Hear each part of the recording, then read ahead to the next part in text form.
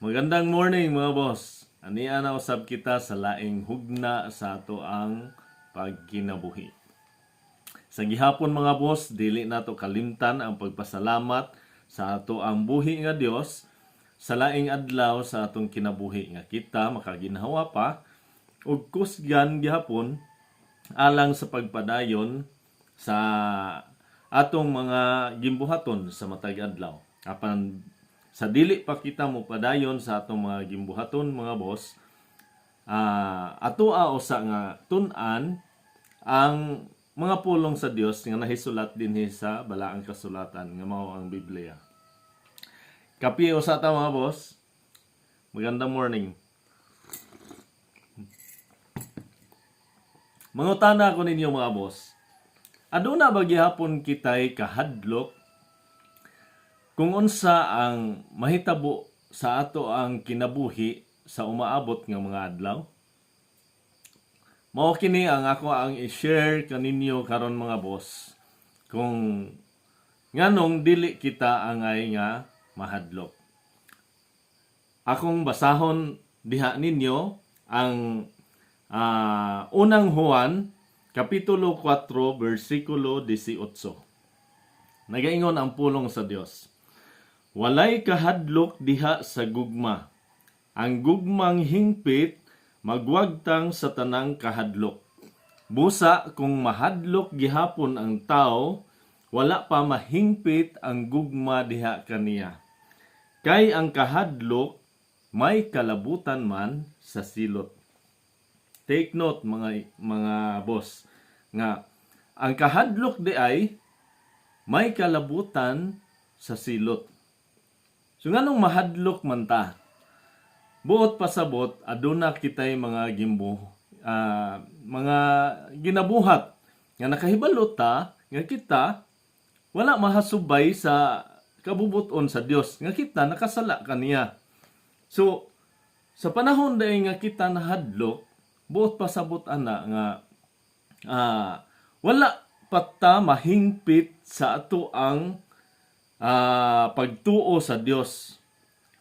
Ang giingon dinhi is wala pa mahingpit sa gugma. Nganong gugma man ang giingon diri mga boss? Nganong dili man pagtuo ang giingon?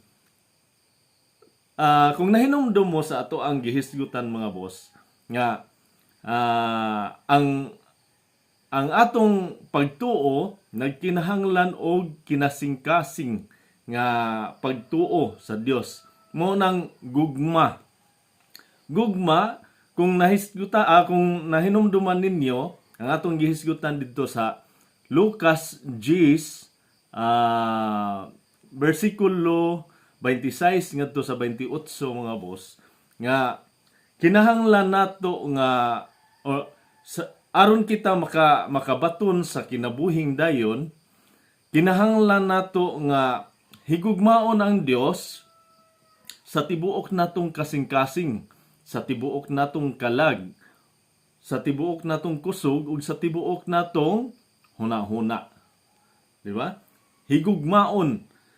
Sa ato pa kinahanglan day kita og gugma, kinasing-kasing nga gugma sa Dios sa atong pagdawat kaniya, sa atong pagtuo kaniya. Mao kanang gihisgutan dinhi ang gugma. So kung dili ka pahingpit sa imuhang paghigugma sa Dios, mubati gihapon ka og kahadlok. Nganong mubati man ta og kahadlok mga boss? Tungod kay aduna pa kita sa state nga anaa pa kita sa state nga nagduha-duha, maduha-duhaon sa ato ang paghigugma sa Dios. I-fall ba yun ako gihigugma ang Dios o magpadayon pa ko aning ako ang gipangbuhat nga dili subay sa iyahang kabubuton. So, ingon na ana mga boss no. Apan giingon dinhi sa pulong sa Dios nga dili day kita angay nga mahadlok. Nganong mahadlok man? Kinsa man di ay ang angay natong kahadlokan mga boss. Unsa man ang giingon sa kasulatan, kung kinsa ang angay nato nga kahadlukan. Another verse nga ako ang basahon ninyo diha sa Mateo Kapitulo 10, versikulo 26 hangtod sa 31 mga boss. Ako ang basahon. Busa, ayaw kamo kahadlok sa mga tao. Walay tinaguan nga dili mahibaw-an, ug walay sekreto nga dili mabutyag.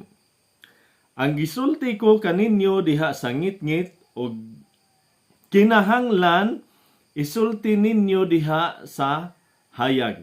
Ug kadtong kamuray nakabati, kinahanglan ibalita ninyo ngadto sa uban. Ayaw kamo kahadlok ni adtong mupatay sa lawas, apan dili makapatay sa kalag. Kahadloki hinuon ninyo ang Dios nga makalaglag sa lawas ug sa kalag didto sa impyerno. Sa gamayng kantidad, makapalit na kamog duha ka gagmayng langgam nga sayaw. Apan bisan paniana, walay usa kanila nga mahulog sa yuta kung walay pagtugot sa inyong amahan. Bisan gani ang buhok sa inyong ulo, inihap man. Busa, ayaw kamo kahadlok, kay labaw pa kaayo kamo bili sa mga langgam. Mga boss, mao kini ang gisaad sa Dios nato nga sa panahon day nga kita mosalig sa Dios, dili kita angay nga mahadlok kay He is in control mga boss. Kung walay pagtugot sa Dios nga mahitabo kini sa imuhang kinabuhi, dili gayud kini mahitabo mga boss. Apan mahitabo ang mga butang o mga pagsulay diha sa imuhang kinabuhi aron kita pahinumduman nga kita walay mahimo kundili ang pagsalig lamang sa Dios, ang pagpangita nato sa Dios. Kinahanglan kita nga sa kinasing-kasing muduol kaniya. Swerte kayo ta mga boss kung tagdon ta sa Ginoo sa panahon bitaw nga kita nakasala, no? Nga pahinumduman ta sa Dios nga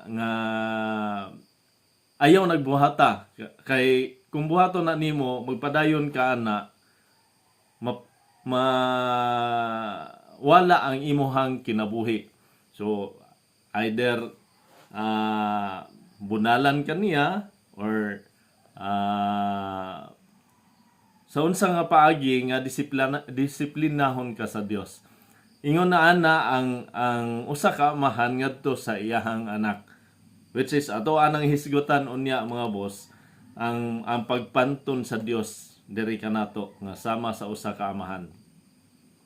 So mga boss, focus usa ta karon diri sa ato ang gihisgutan nga kinahanglan ay dili kita magmahadlokon. Kay ngano ang kahadlok may kalabutan sa silot. Kinsay angay nato nga kahadlokan? Kinahanglan natong kahadlokan ang Dios. Ngano man kay siya unsa ganito ang gingon diri sa chapter sa verse 28. Nagaingon din hinga, ayaw kamo kahadlok ni adtong mupatay sa lawas apan dili makapatay sa kalag. Kahadloki hinuon ninyo ang Dios nga makalaglag sa lawas ug sa kalag didto sa impyerno.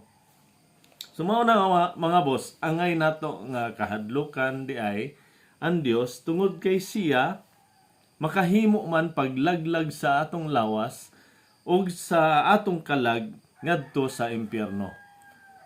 So mga boss, hinaot nga aduna kitay nakatunan niining maong adlaw o sa atong pagpadayon sa atong pagkinabuhi, atong kanunay nga butang sa atong sentro sa atong pagkinabuhi ang Dios.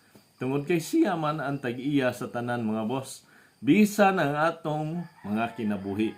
O walay mahitabo kanato nga wala niya itugot.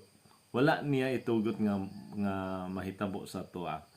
Kay sumala sa iyahang giingon dinhi sa iyahang pulong nga labaw pa kita kabililhon sa bisan unsa nga mga butang nga naa dinhi sa kalibutan.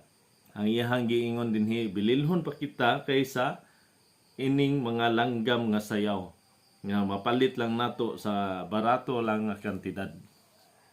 Labaw kaayo kita og bili kaysa mga langgam. Kay bisan gani ang ato ang mga buhok inihap man niya. Mga boss, maayong adlaw ug amping mo kanunay. O salamat sa Ginoo sa tanan nga iyahang provide kanato. Dalaygon ang Dios sa tanan niyang mga buhat. Maayong adlaw mga boss ug amping mo sa kanunay.